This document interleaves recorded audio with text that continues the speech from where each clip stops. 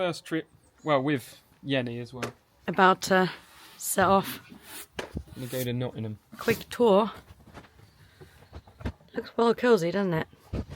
Yeah, cozier with the electric blanket. Here's all the instruments that will hit us in the back of our heads if we drive too fast and have to brake. Indeed. But that won't happen, will it? And then we'll pull these curtains down. Extra layer of protection. Bulletproof curtains. All right. Oh, yeah, let's do it. It's crazy to me that this was only the start of the year. We've done so much in the van since then. And back then, for some reason, I was still pulling the curtains down and having all the windows closed in the back, so I couldn't see out the back of the van. It's so dodgy.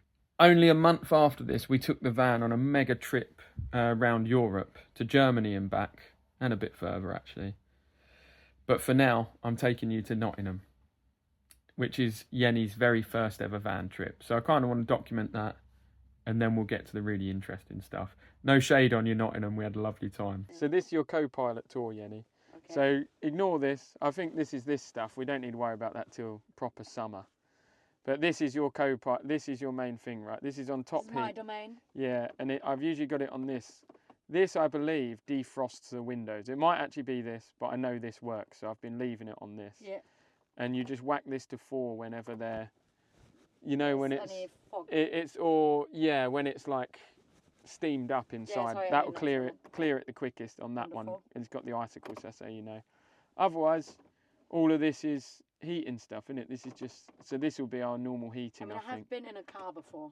So this is your seat belt. Oh, is that a seat belt? That's your seat belt. What is that for? And this is an armrest, my dear. Wow. 2 separate friends have sent me this viral video of a couple of van lifers that are like stupid advice. Yeah, they're like, what you want to do is put high-vis jackets over the back of your seats, right? And the reason you want to do that, let's go down here.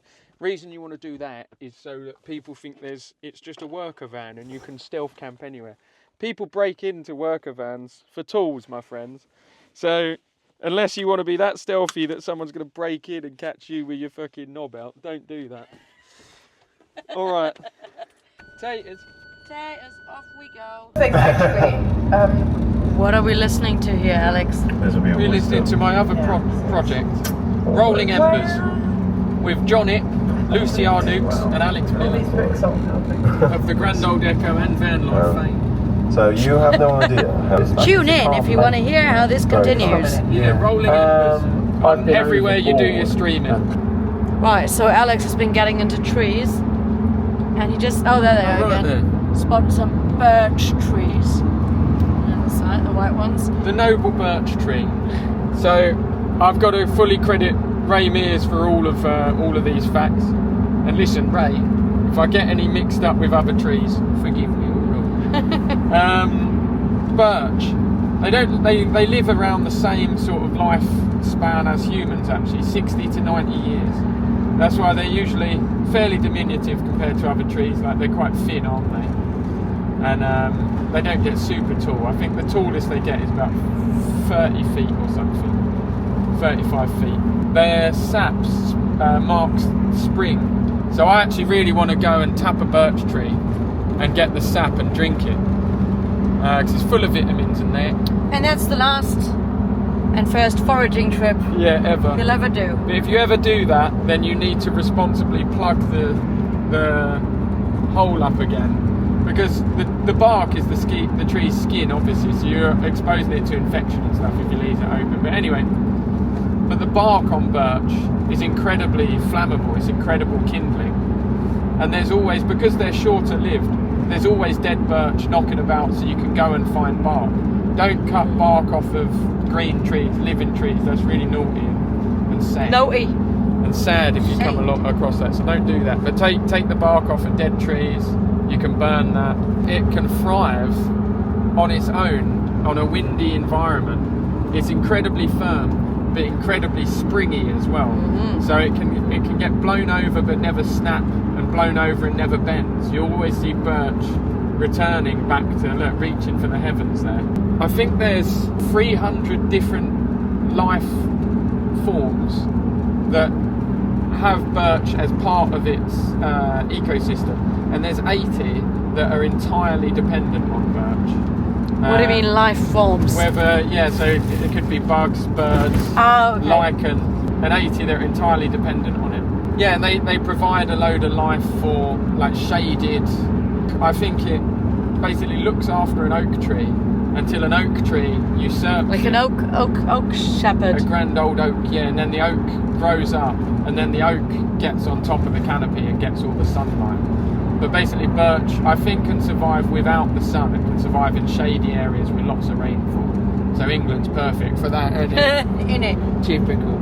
Typical. There you go, I think that's about... Oh, and then birch, you can often, silver birch in particular, you can, by its distinctive white bark, you can pick it out for miles, and it's got sideways rivets as opposed to horizontal like most trees.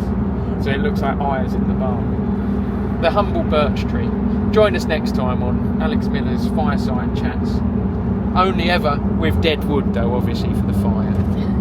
Have a good one. The park up is supposedly The people are really nice. very nice. Alex was on the phone with them. Yeah, They don't do food anymore, but they said we can order food in and still just park up and They'll don't. give us cutlery. They give us cutlery, Bless exactly. Bless them. Just emptying the Coke can. So it can go in my pocket, Yeah. because we're not littering filth. We're not littering filth. Yeah, so this is the River Trent.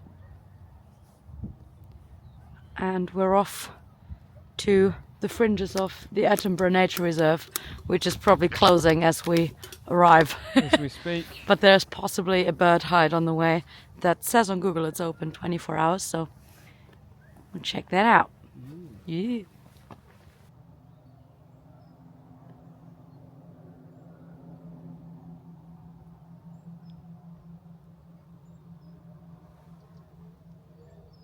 Nobody seems to be home. Ooh. I was mistaken.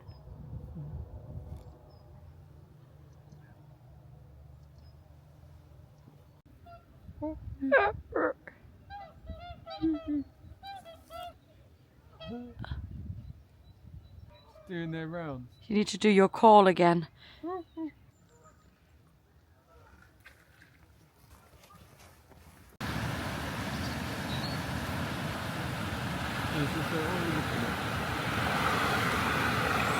So mind your own bloody business.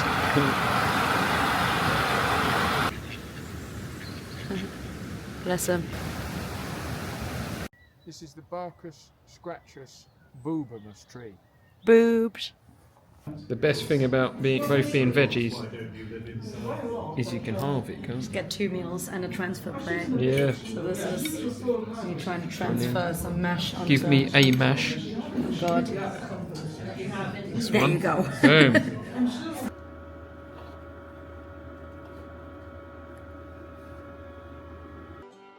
I asked her for credit. She answered me nay.